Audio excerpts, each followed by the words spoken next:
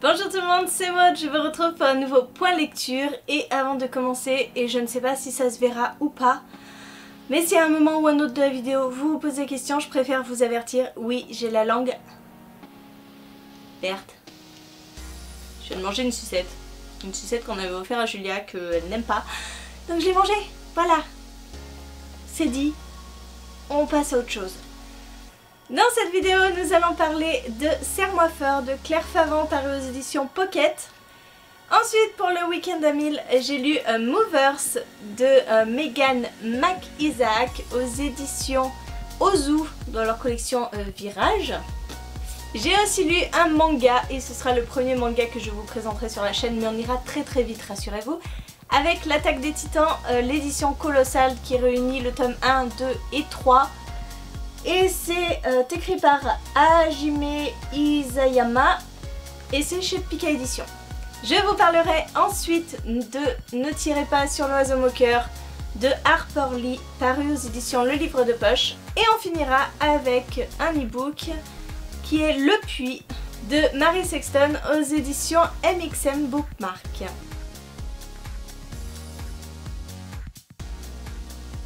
Oui, 5 ouvrages parce que clairement je suis un peu à la bourre. Un petit peu. Chouïa. On commence tout de suite avec Serre-moi fort que j'ai lu dans le cadre du Black November. Oui, si vous avez vu ma vidéo pâle, il n'y était pas dedans. Oui, parce que c'est généralement comme ça que je fonctionne. Quand je fais une vidéo pâle, je ne pioche pas dans ma pâle que j'avais préparée. Non, je pioche dans toute autre chose. Celui-là m'a fait envie parce que quand j'ai vu un petit peu ce que lisaient ceux qui appartenaient au groupe, je l'ai vu passer et je me suis dit oui, il faudrait que je sorte aussi. Dans ce livre, nous sommes confrontés à une histoire de tueurs en série. En fait, ce livre est composé de 3 parties. La première partie, nous suivons Nick qui voit sa vie complètement changer du jour au lendemain lorsque sa sœur aînée, Lana, ne rentre pas à la maison, disparaît sans laisser de traces. Et en fait, ses parents perdent complètement pied. Durant 2 ans, sa mère va sombrer dans le mutisme, va s'enfermer dans sa chambre, va être complètement léthargique. Son père va sombrer dans l'alcoolisme. Et en fait, Nick, il est au milieu de tout ça. Ils ont complètement oublié sa présence. Et lui, il va chercher à continuer à vivre parce que il n'y a pas de raison. Voilà, sa sœur, c'était sa sœur, elle a disparu et pour autant sa vie continue. Pour lui en tout cas. Et au bout de 2 ans, sa mère se réveille et est prise d'une frénésie pour rechercher sa sœur. Et tout va tourner autour de cette recherche. Et Nick va être embarqué là-dedans alors que lui, il avait des projets. Bref, la première partie est assez psychologiquement dérangeante parce qu'on se prend énormément d'empathie pour Nick, le survivant, l'enfant qui reste et qui est complètement délaissé par ses parents. La seconde partie, on part dans toute autre chose. On va suivre un inspecteur, un lieutenant de police, donc Adam Gibson, qui va enquêter sur un charnier qui va être découvert dans une grotte. 20 et quelques filles, je crois, 24 filles, 24 corps de filles vont être découverts dans une grotte. Il va enquêter et je ne vous parlerai pas de la 3e partie parce que sinon je vous spoil tout le livre. Alors ce livre, ça a été un coup de poing, un énorme coup de poing parce que cette histoire est complètement dingue. On joue avec nos sentiments à longueur de temps. L'auteur nous fait nous poser 1000 questions et voilà, elle nous prend, elle nous secoue et puis elle nous laisse et on doit se contenter de ça quoi. Je suis passée par plein de sentiments, par beaucoup d'empathie pour Nick et puis après pour Adam, là ce lieutenant qui va subir des trucs juste affreux. Il y a une scène mais qui est à la limite du soutenable dans la prison. C'était riche en émotions. Franchement, c'est un livre, il faut avoir le cœur bien accroché. Je vous le recommande parce que c'est vraiment bien écrit. On est pris complètement dans l'histoire. Et ouais, c'est un grand 8 émotionnel.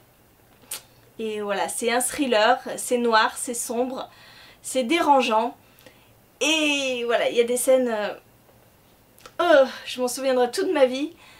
Et je vous le conseille vraiment, hein. Vraiment, vraiment, mais il faut que vous soyez prévenus parce que c'est dur. Pour le week-end d'Amil, j'ai décidé de sortir Movers.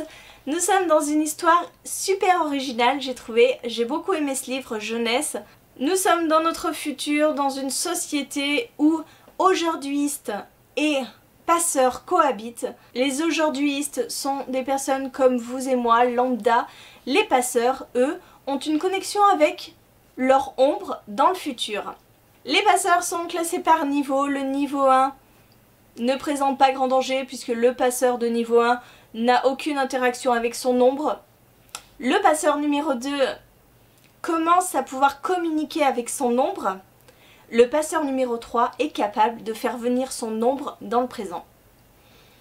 Les passeurs de niveau 3 sont interdits puisque quelques années auparavant, il y a eu une forte immigration des ombres du futur qui sont arrivées. Bref, toutes les ressources, etc. C'était un peu compliqué, donc les passeurs de niveau 3 sont arrêtés, sont condamnés à être mis au placard. Des placards, ce sont des endroits où on les endort et on les laisse un peu comme ça pourrir. Le père de Pat et Maggie, 6 ans auparavant, a fait passer son ombre alors qu'il était un niveau 2, ce qui est assez inexplicable. Il a été arrêté, il a été mis au placard et Pat et Maggie vivent avec cette épée de Damoclès sur la tête parce que voilà, quand ils vont au lycée, eux sont des passeurs de niveau 1 et leur père a été arrêté. Bref, ils subissent un petit peu les désagréments de tous ces facteurs là. Et voilà, je vous ai expliqué un petit peu cette société particulière. J'ai vraiment adoré l'originalité de ce roman parce que c'est quelque chose que je n'avais pas vraiment vu. J'aime beaucoup les romans qui se passent avec ces voyages dans le temps. C'était bien écrit, ça se lit hyper vite parce que c'est écrit très gros. Les personnages sont assez jeunes, donc c'est vraiment un roman jeunesse. Maggie, je crois, n'a que 8 ans. Pat doit avoir 12-13 ans.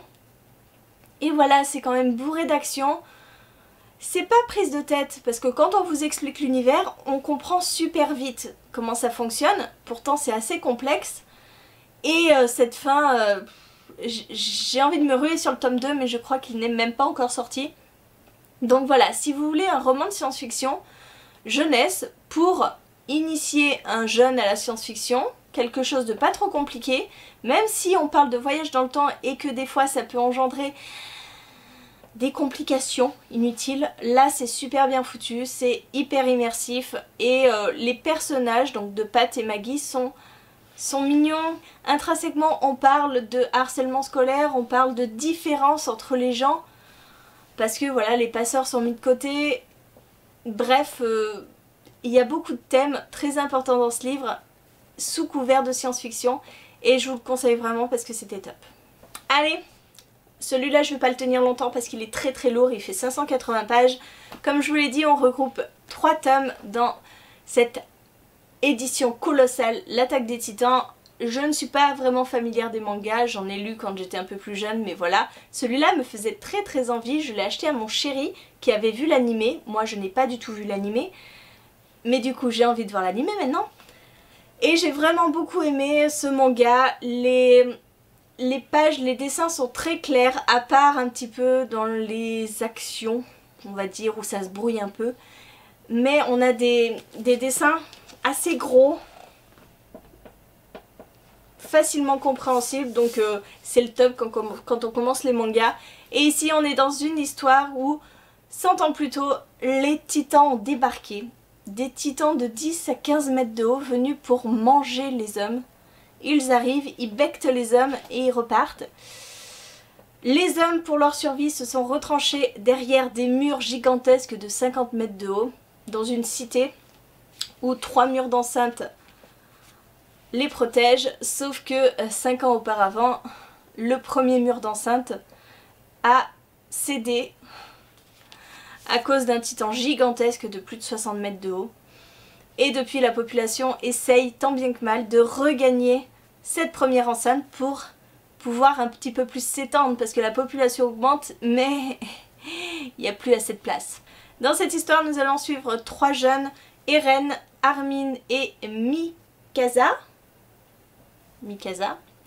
qui vont s'enrôler dans une sorte d'armée pour pouvoir combattre les titans. J'ai adoré, franchement, les 3 tomes se sont bouffés à une vitesse dingue, l'histoire est vraiment très bonne.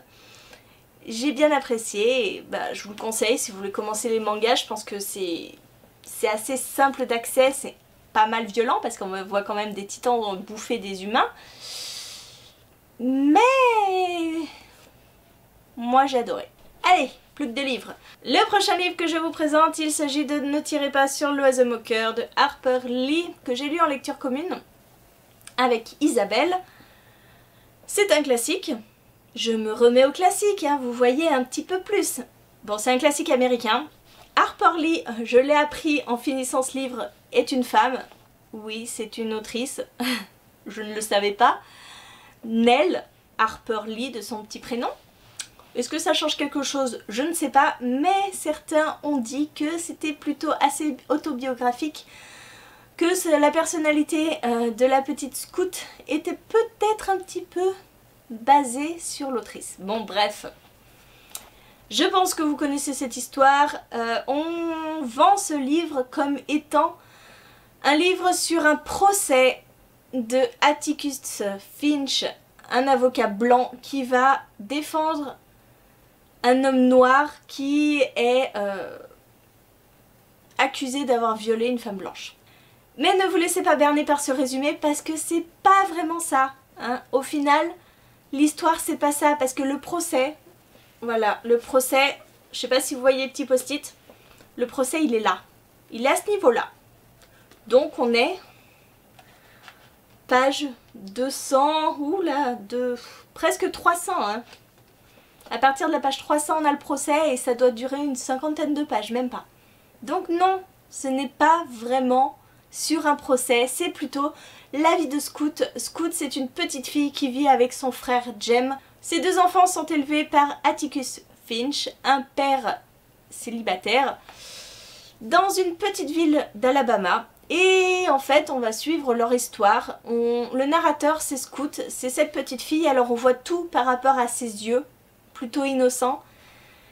Et voilà, ça va être leur quotidien, ça va être leur pérégrination dans les rues, leur questionnement sur leurs voisins qui ne sortent jamais de chez eux, leur bagarre à l'école. Bref, c'est une histoire de vie.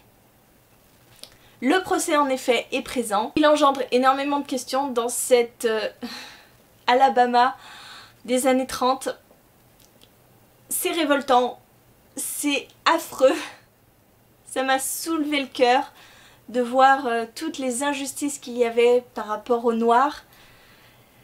Que vous dire, franchement, je ne savais pas si j'allais aimer ce livre. Parce que le début est très lent. Les 250 premières pages, c'est la vie tout simplement. Mais j'ai aimé la dose d'humour, j'ai aimé la vision de cette petite fille. J'ai pas trop vu le temps passer.